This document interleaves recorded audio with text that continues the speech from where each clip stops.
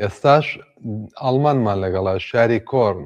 هاوڕێوریای ئەحمەدی ئەگەر گوێ لە دەنگمانە سڵاو لێ بێم کاتت باش کاکوریا. ڕێزە سڵام هەیە کاکاکۆ بۆ ئێوە بۆ بینەرانی خۆشەویستی تلویزیۆنی کۆمەڵە بەڵێ لە شاری کوڵنی ئالمانەوە لەگەڵتانین و ئەمڕۆ لەم شارەی ئێمە سەر سەرما و وەزعێتێکی بارانی بەفرا بەڵام لە 5 نقطەی ئەم شارەوە تەظاهراتگەرێک بووگە بە پشتیوانی لە ئەو اعتراضاتەوە خیزشە لە ئێرانەوە لە 5 نقطەی ئەم شارە خەڵکی ئێرانی و حتا غێرە ئێرانی جەمە بوونەسەوە و اعتراض خۆیان نسبەت بە جەنایەتەکان جمهوری ئیسلامی دەربڕیەوە لە اعتراضاتێک کە ها لە جەریانە دفاعیان کردو. ئەو ڕێکخراوانەی کە لەوێ بەشداری ئەم ئاکسیۆنن یا فەراخانی ئەم ئاکسیۆنیان داوە کێن جگە لەلایەنە کوردستانیەکان؟ لایەنە کوردستانیەکان هەمویان دیارە هەن ئەوە وەکو فەرز وایە بەڵام جریاناتی چەپ بەعام هەموو جریانە چەپەکان بوون و جریاناتی سەڵتەنە تەڵەب و ئەوانی چەپ بوون بەڵام تقریبن بۆ ئەوڵژارە ئاوەها بە ئاشکرا جریانەکان هەمویان جیا بوونەتەوە لە یەک بۆیە لە 5 نقطەی ئەم شارە من هیوادارم لە داهاتوە ببێ بە 1-2 نقطە ڕاست و چەپ لە یەک جیا بێتەوە و بتوانێت جەناحی چەپی کۆمەلگا وەکو جەناحی چەپی کۆمەلگا لێرەیش بتوانێت جەهەت پێیاکە بەرحاڵ تقریبن هەر لە شاری کۆڵن و لە 4-5 نقطە ئەم ئاکسیۆنانە گوزار بووە. بەڵێ کاگوریا بڵێن کۆمەلگای مەدەنی یا ڕێکخراوەکانی چەپ لایەنگرانی مافی مرۆڤ لە ئاڵمان تا چەندێک بەدەم ئەم بانگەوازەوە هاتوون، ئایا ئێوە توانیتوانێت دەنگی ناڕازیانی ناوخۆ بن بۆ ئەو ڕێکخراوانە؟ ئازانێکی ئاڵمان بە دەوڵەتەکەیەوە بە پارلمانیەوە بە سیستمیەوە بە خەڵکیەوە بە تەوا و ئەنجمەنگەرێکە کە حقوق ئینسانی خەریکن تەیەکەن تقریبن لە وەزیەت ئێران واقعان ئاگادارن و تاقیب یەکەن و خەڵک بە تایبەت تاقیبەکە ئێتحادیە کرێکاریەکان تاقیب یەکەنمانە ئەمانی وەکو لای خۆمان چەند نەزەرە هەیە چەند جۆرە هەیە و بەحاڵ تەمایەت دەوڵەت دیارە چێکی ترەوە تەمایەت خەڵک چێکی ترە بەعام ئەتوانێت بێژم خەڵک بەعام بەڕاستی دەنێت چونە توێژە جۆرا و جۆرەکانی هەمویان ئارزوی سلامەتی و ئارزوی سەربەرزی و ئارزوی ئازادیەکەن بۆ خەڵکی ئێرانەوە ئەتوانم بەین بێژم خۆ دیارە لە ناوێت حادی کریکاریەکانی وەحزابی چەپ و حقوق ئینسانیەکانە زۆر بە تەواو معنە لەگەڵ جنبش ژیان ئازادی و شعارگەر ژیان ئازادی تێنەوە ئۆلێ ئیتر وەکو ئەوەی کە عەرزم کرد بەحاڵ دەوڵەت خۆی بۆ چون خۆی جیاواز خۆی ئەسکەوە پێم وانێ لە تەکرێکار و زەحمەتکێش ئێرانە. کاکوریا ئێستا ئاگادارێت کە ڕێگاکانی پەیوەندی لەگەڵ ناوخۆی وڵات پچڕاوە ئەتەرنێت هەموو ڕێگاکان داخراون و پەیوەندیگرتن ئەستەمە لەگەڵ خەڵکی ناوخۆ کە بزانین لە ناوخۆ چڕوەدا تا چەندێک ئەم حرەکەت گەلەی ئێوەمانان لە دەرەوەی وڵات دەتوانێت ڕنگدانەوەی دەنگی ناڕازیانی ناوخۆ بێت بۆ سەر شەقامەکان لە دەرەوەی وڵات بە دڵنیایەوە توانێت زۆر تاسیرگوزار بێتەوە حتممەنیش هەر وا بۆ تا ئێستا وەێ من لەوە متمێنم تەنها ئەم نوع کارگەریچە نییە یعنی خودی خەڵک جگەل لەوەی کە ئەو شتانە لێ حەدەوەی کە ئەخبارێک نایە لە ئێرانە خۆیان باش زانن لە کوێەوە بۆچی نایە مەسەڵەن بۆ نمونە لە شار نزیکەم شار ئێمە نزیک شار دووسلدۆرف جاری پێش ئینترنت ئێران قەتکریا ئەیسا زۆر کەس بۆیان پرسیارە کە ئەو شوێنیان لا بردوومانە ئایا دەوڵەت ئالمان مەسەڵەن لەو جرم و جەنایەتە بەشدارە ئایا بە شێوەی لە شێوەکان دووبارە دەخاڵەتی کردووە یانە بەحاڵ مردومەوەیە کە خەڵک ئێرە ئاگادارن و تاقیب یەکەنیست خۆ من ئەوەیش عەرزکەم مردم ئێرە خۆیان مشکلات خۆیانیان هەیە و ئەوانە وەێ بەڕاستی بێتەفاوت نین نسبەت بە وەزیەت ئێران ئەوە لێرە شعاگەلێکی چی نسبەت بە ڕۆژاواوە ئەژنەفن ئەوە جەمعێک لە هاوڕێنی ڕۆژاوایش لێرەن هەم بە پشتیوانی لە ئەم اعتراضاتە لە ئێرانەوە بالعکس کە خۆشتانزانان لە ڕۆژاوایش ئۆزا باش نییە کە لێرە هەر ئەمە ئێمەش لە ئەوان پشتیوانیەکەین.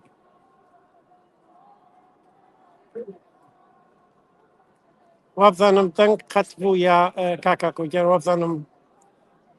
وابزانم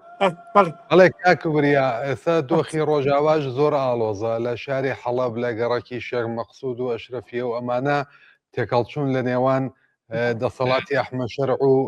هێزە کوردیەکانی سەر بە حەسەدە و قەسەدە و ئەمانە هەیە بەردەوامە و ئەم هاوپشتیەی ئێوە لەگەڵ کوردانی ڕۆژاوا لە دەرەوە زۆر زۆر گرنگە هەم بۆ ڕۆژاوا هەم بۆ ڕۆژهەڵاتی کوردستان. باقی پارچەکانی تر لایەنە سیاسیەکانی پارچەکانی تر لەم هاوپشتیانەیە بەشدارن یا تەنیا ڕۆژاوا و ڕۆژهەڵات؟ ئێستا تەنیا ڕۆژاوا و ڕۆژهەڵاتی ئێمڕۆ چونکو ئەوان لە شوێنی تر ئاکسیۆنێکیان بۆی تر زانیان ئێمە لێرە هەمان ئەوانی شاتن بۆ ئێرە جەمیعەکیان لا حاڵە بەداخەوە ئەو وایە لە ڕۆژاوایش ئەوزاعەکە زۆر زۆر ئاڵۆزە و هیوادارم ئەوانەیش بتوانن موفق بن لە مقابڵش ئەحمەد شەرع و جەنایەتکارەکانی و بتوانن دووبارە مقاومەتێکی تر هەرچەند ئیسەم نەزانم بە دڵنیایی و قەویتر لە کاتی کوبانی ئەوانە وەلی تر دنیاکی ڕەش و نیروی ڕەش زۆرە هیوادارم ئەوان موفق بن و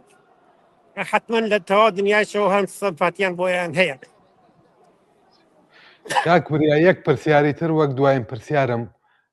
ئەگەر مەجال هەبوو نازانم چەندێک دووری لە ئەکسیۆنەکە هەراوە راپۆرتێکی تەسویری مەیدانیشمان لە خەڵکەکە و بەشداربوانی بۆ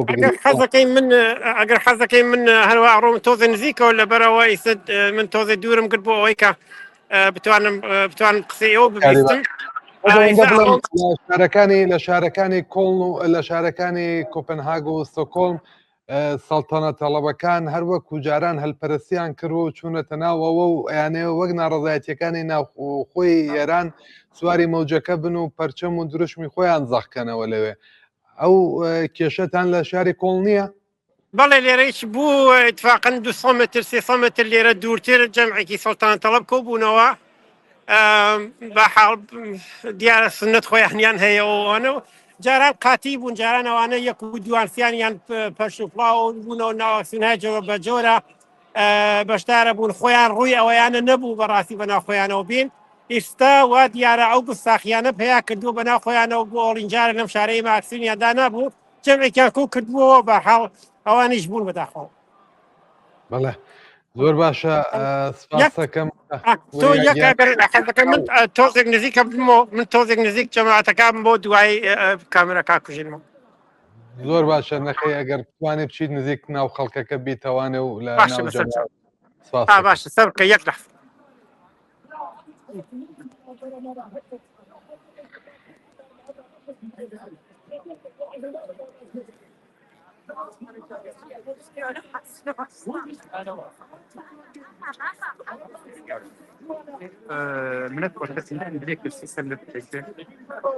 وكنت تيجي لعاديتي وانا فيلم خد ماشينا لا تشتكوا انا غير احترام تشتكلك وشقا مش يكفي كل حاجه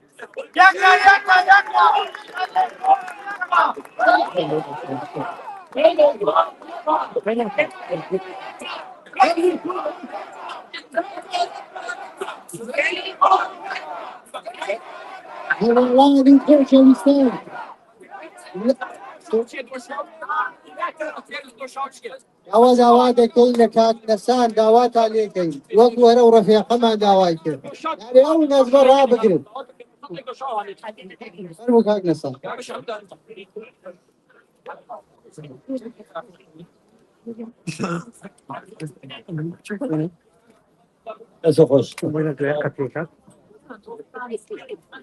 سڵاوتان لێبێ هاوڕێیان دۆستان بەخێر هاتن بۆ ئەو دێمۆستراسیۆنە کە ئێمە 5 حزبی سیاسی لە ئێران و کوردستانە فراخانمان داوە. زۆر خۆشحاڵین بە تەشریف هاوردنتان بۆ پەیوەستبوون بۆ دێمۆستراسیۆنە. بەڵام داواشتان لێەکەین ئەمە ناکەن ئیجازە بدەن ئێمە کارێکی زۆرمان کردووە کەمتانێک تەشریفیان هێناوە بە قسە و باسەکانی خۆمان بکەین ئێوەش تەشریفتان هاوردووە بەخێر بن سەر هەرتوو چاومان زۆر خۆشحاڵین بە هاتنتە. پەیامی ئێمە بۆ مردمی کوردستان بۆ مردم لە ئێرانە بۆ کەسانەی کە ئەوڕۆ لچندین شاری اروپا کانادا امریکا جواب بون میتینگەکەن دمۆستراسیۆنەکەن بۆ پشتیوانی و حمایەت لە اعتراضات و ئەو ئاخێزە بەرهەقا زۆر جوانە کە لە شارەکانی ئێرانە لە زیاتر لە 100 شارە بۆ هەمومان جێگەی خۆشحاڵیە ئاخێزێک بۆ ژیان بۆ ژن بۆ مەعیشەت دەستی پێکردووە لە ئێرانە ئاخێزێک کە کۆمەڵانی خەڵک هاتوون کە ڕژیمی جنایەتکار و تەبەکاری جمهوری ئیسلامی کێش دەخوارەوە ئێمە هەنێنەوە لەلایەن هەمومانەوە بە کۆمەڵانی خەڵک لە کوردستانە درو دەبێرین سپاسگوزاریانین بۆ ئەو مانگرتنە زۆر باش کوها ڕێزداری کارەکانیانین مانگرتنێ کە بەڕاستی پێوێ نەبوو کە بەڕاستی بە بەشداری میلیۆنها نەفەر نیشانیاندا کە تێکڕا کۆمەڵانی خەڵک لە زیاتر لە 40 تا 50 شار لە ئازەربایجانی غەربی لە کرماشان لە کوردستان بەرابەر بە ڕژیمی جمهوری ئیسلامی ڕاوەستاون و ئاخێزێکە ئەوڕۆ لە سەرکی سەراسەری ئێرانە هەیە بەهێز کردووە بۆ اینجا درود میفرستیم به مردم شهرهای ایران به مردمی که در بیش از 100 شهر علیه جمهوری اسلامی علیه فقر فساد گرانی هر روزه در خیابانها در همه جای شهرهای کوچک و بزرگ دست به اعتراض زدند ما اینجا حمایت میکنیم مبارزات مردم در ایران را که برای زندگی یعنی معیشت یعنی علیه فقر یعنی علیه گرانی به خیابانها آمدند درود میفرستیم به خانواده جانباختگانی که در خیزش اخیر جان باختند که متاسفانه تا کنون 39 نفر هستند درود میفرستیم به تمام خانواده های جان باختگان انقلاب ژینا زن زندگی آزادی و خیزش مردم در ایران ما حمایت میکنیم مبارزات مردم رو و هر هفته و هر موقع لازم باشه تجمع میکنیم و صدای مردم ایران را به اروپا وصل میکنیم امروز کل با تهران با کرمانشاه با ایلام با تبریز با نجف که امروز 20 نفر از مردم و رگبارهای نیروهای مسلح کشتند درود میفرستیم همبستگی میکنیم و خواهش میکنم شما هم با ما همراهی میکنیم تمناتان لیدکم هاوکاری من کن که بتوانید سکان بکەین تظاهراتێکی زۆر باچمان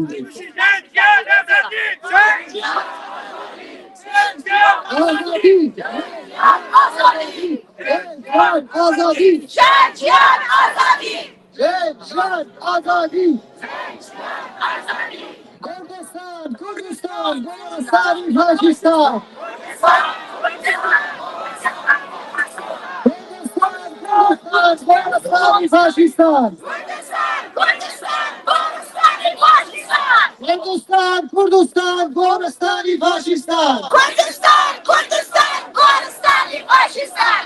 ئەڵێیان دۆستان زۆر سوپاس بەڕاستی زۆر ڕێزمەکەتان بەباشی ڕاگرتەوە داوا دەکەین کاکەگای ئەحمەدی بە زمانی ئەڵبانن هەم لەسەر ڕۆژاوا هەم لەسەر ڕۆژهەڵات هەم لەسەر ئەو کێشانە هەورەتی لە ئێراندا ئێستا هەیە سەوباسێک بکەن فەرمووکات